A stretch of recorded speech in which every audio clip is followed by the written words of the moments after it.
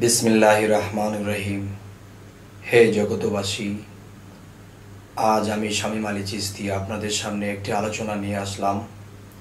সেই আলোচনাটি হলো যে এই পৃথিবীতে যত প্রাণী জগৎ আছে, সমস্ত প্রাণীরা যে কোনো একটা জিনিসের একটা আভাস পায়। যেমন আমরা বলে থাকি যে আমরা সর্বশ্রেষ্ঠ জাতি, আমরা মানব জাতি, আমরা আশরাফুল মাখলুকাত, আমরা শ্রেষ্ঠ, এই কথাটা বলা হয়। কিন্তু এই কথাটা বলা হয় ঠিকই, এটা শুনে শুনে, কিন্তু বুঝে বলা হয় না। যে মানবের ঘরে জন্ম নিয়েছি, কিন্তু যেই মানুষ হইলে মানুষ শ্রেষ্ঠ হয়, সেই মানুষ তো হওয়া গেল না। যদি আমরা সেই প্রকৃত মানুষ হই, সেই মানুষ কারা? অলিয়া উলিয়া যাহারা আছে, এবং দেখা গেছে নবী রাসূল যারা ছিল, এরা মৃত্যুর খবরটা পর্যন্ত বলে গেছে যে এমুক দিন এমুক তারিখে আমি চলে যাব। তো এখন বিষয় হলো, এই কথাগুলো তারা বলে গেছে, বহু বহু আউলিয়ার বেলায় তা সঠিক হয়েছে। তাহলে যার মৃত্যুর খবর সে বলে যেতে পারে, সে পিছনের এবং সামনের কিছু বলে যেতে পারে, তাদেরকেই তো শ্রেষ্ঠ মানুষ বলা উচিত। আর কিভাবে আমরা সাধারণ যারা, কিভাবে আমরা শ্রেষ্ঠ মানুষ, আশরাফুল মাখলুকাত আমরা কিভাবে দাবি করি? দেখা যায় বরিশালে একবার যখন সিডর হবে, সিডর হওয়ার আগে দিয়ে তখন নদীর পানিগুলো টান দিয়েছে উল্টা দিকে, তখন মাছগুলো লাফাইতে শুরু করেছে। তখন মানুষে ওই মাছগুলো দেখে তারা মাছ টোকাইতে শুরু করলো। কিন্তু বনের যে জংলার যে হরিণ, এই হরিণ কিন্তু উল্টো দিকে দৌড়াতে শুরু করেছে। তারা দৌড়াতে শুরু করেছে মানুষ সমাগম যেখানে, সেই দিকে দৌড় শুরু করেছে। কারণ কি? তারা আভাস পেয়ে গেছে যে সিডরটা আসতেছে। কিন্তু মানুষ হয়ে খবর পাইল না, বুঝলো না। তারা উল্টো যে জায়গাটা পানি টান দিয়ে সরে গেছে, আবার পানিটা আসবে উপর দিয়ে, এই খবর নেই, তারা মাছ টোকাইতে শুরু করলো। তাহলে কিছু কিছু প্রাণী জগতেরও প্রাণীরা আছে যে আগাম কিছু আভাস পেয়ে যায়, কিন্তু আমরা মানুষ হয়ে পারি না। তাহলে শ্রেষ্ঠ মানুষ কিসে? যে আশরাফুল মাখলুকাত হলো মানুষ, এই কথাটা শুনে শুনে বলে, কিন্তু বুঝে বলে না। কিন্তু শ্রেষ্ঠ মানুষ যদি আমাকে বলি বা আমাদেরকে বলি, তাহলে সেই শ্রেষ্ঠত্ব আমাদেরকে লাভ করতে হবে। আমি একটি উদাহরণ রাখব, উদাহরণ নয়, কথাটি সঠিক, এটা কোনো যুক্তিও নয়, সঠিক। যে একটা মানুষ মৃত্যুর খবর নিজে কিভাবে পায়? তিনি বলে যায় যে আমি এই কয়দিন আছি, এমুক বারে, এমুক দিনে, এমুক তারিখে আমি চলে যাব। কিভাবে বলে যায়? তবে আপনারা লক্ষ্য করবেন, আমি একটা নিদর্শন রাখব, সেটি হলো আল্লাহ কিন্তু কোরআনে বলেছে যে সূর্য ওঠা হইতে ডোবা পর্যন্ত এখানে জ্ঞানীদের জন্য একটা নিদর্শন রাখা আছে। তাহলে আল্লাহ যদি বলে থাকে যে সূর্য ওঠা হইতে ডোবা পর্যন্ত জ্ঞানীদের জন্য একটা নিদর্শন আছে, সেই নিদর্শনটা কি? সেই নিদর্শনটি হলো, একটা মানুষ যখন জন্ম নেয়, তখন নতুন বা শুরু যে একটা বিষয়, যে নতুন সূর্যের উদয়।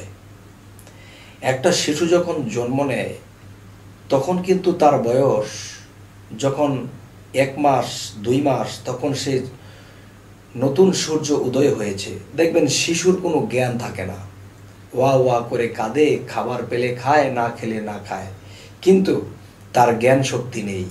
আর জ্ঞানেরই আরেক নাম বলা হয়েছে জ্ঞানের আলো।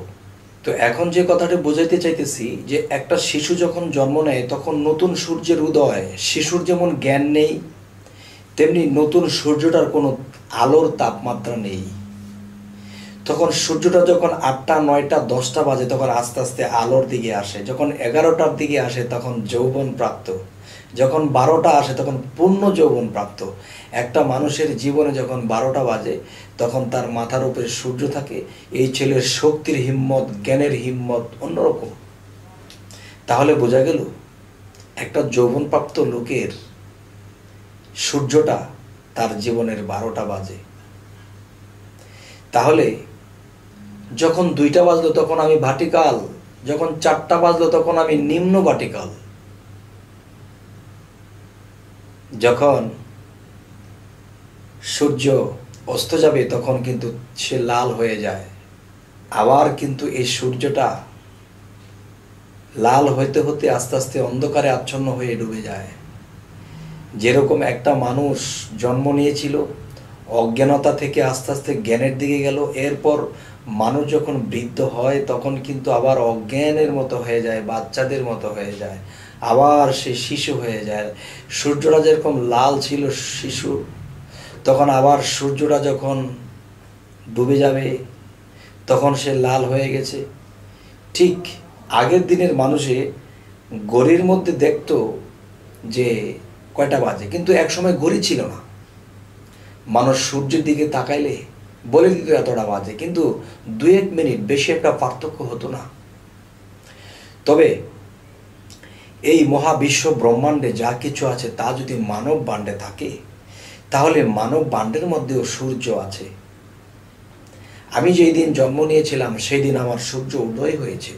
আমার মানব বাণ্ডের ভিতরে যে সূর্যটা, এই সূর্যটা দেখতে হলে কি করতে হবে? সাধনা করতে হবে এবং পৃথিবীর অনেক কিছু ত্যাগ করতে হবে এবং মুর্শিদ নামের রাসূলের প্রেমে ফানা হতে হবে এবং সেই রাসূল রূপে খোদার দর্শন ঘটাইতে হবে। তখন এই সমস্ত সাধন ভজন যেখান জিনিস আনলো, তখন তার ভিতরের সূর্যটা তখন জাগ্রত হয়। তার সূর্যটা যখন জাগ্রত হয়েছে তখন সে অবশ্যই দেখবে তার সূর্যটা কি 4টা বাজে, না 5টা বাজে, না সন্ধ্যা গণে এসেছে, নাকি এই বুঝে ডুবে গেল, লাল হয়ে গেছে। তখন তার নিজের দেহের ভিতরে যে সূর্য, সেটাকে দেখে তিনি বলে যাবে আমার সময় হয়ে গেছে, আমি আর অল্প কতক্ষণ আছি। তাহলে আমরা শ্রেষ্ঠ মানুষ তখনই হব যখন আগুম কিছু বলতে পারবো যে হ্যাঁ এটা হবে, পিছনে কি হয়েছিল, সামনে কি হবে। যেদিন বলতে পারবো সেই দিন কি হবে? আমি শ্রেষ্ঠ মানুষের কাতারে দাঁড়াবো। আর যেদিন আমার মৃত্যুবরণ হবে সেদিন আমার সূর্যটাকে আমি দেখে দেখে বলে দেব যে আমি আর অল্প সময় আছি, এতটা বাজে চলে যাব। হে জগতবাসী, আমরা কিন্তু সকলে গাল ফাটাইয়া বলি, গালটাকে ফুলাইয়া বলি যে আমরা আশরাফুল মাখলুকাত। না বাবা, আশরাফুল মাখলুকাত তারা যারা সাধনা করেছে, যারা আল্লাহর সাক্ষাৎ ঘটিয়েছে, রাসূলের সাক্ষাৎ ঘটিয়েছে, যারা সাধনা করতে করতে নিজেকে অনেক কিছু নিজে ত্যাগ করেছে, তখন তার ভিতরে সেই সূর্য জেগে ওঠে। আর সেই সূর্যকে দেখে সেই সাধক, সেই সাধু, সেই আল্লাহর ওলি বলে দিতে পারে যে আমি এমক সময় চলে যাব। হে জগতবাসী, আজকে এর এই কথাটা বলার উদ্দেশ্য, আমি একটি জায়গায় গমন করেছিলাম, সেখানে একটা লোক বুকে থাপড়া দিয়ে বলতেছে যে ভাই আমরা আশরাফুল মাখলুকাত। না বাবা, যেমন একটা বিষয়, মানুষ যখন মুখে বাঘের একটা খোমা লাগায় তখন সে কিন্তু বাঘ হইতে পারে না। আবার একটি বাঘের মুখে যদি মানুষের খোমা লাগিয়ে দেওয়া হয়, সে বাঘ কিন্তু মানুষ হতে পারবে না। ঠিক এই পৃথিবীতে মানুষের স্রোত নিয়ে আমরা এসেছি ঠিকই, কিন্তু পরিকৃত মানুষ যে, সেটা কিন্তু এখনো হইতে পারেনি। হে জগতবাসী, তো আমি কি বলবো আমি মানুষ হয়ে গেছি?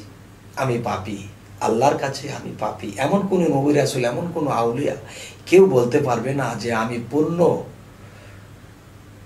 আমি পাপ থেকে মুক্ত, আমি পূর্ণ নিষ্পাপ। এ কথা কেউ বলতে পারবে না। যদি নিষ্পাপ থাকেও তবুও নিজেকে পাপী বলবে, তখনই তো আল্লাহ খুশি হয়। দেখো রে, সে এত নিষ্পাপ মানুষ তবু নিজেকে পাপী বলে।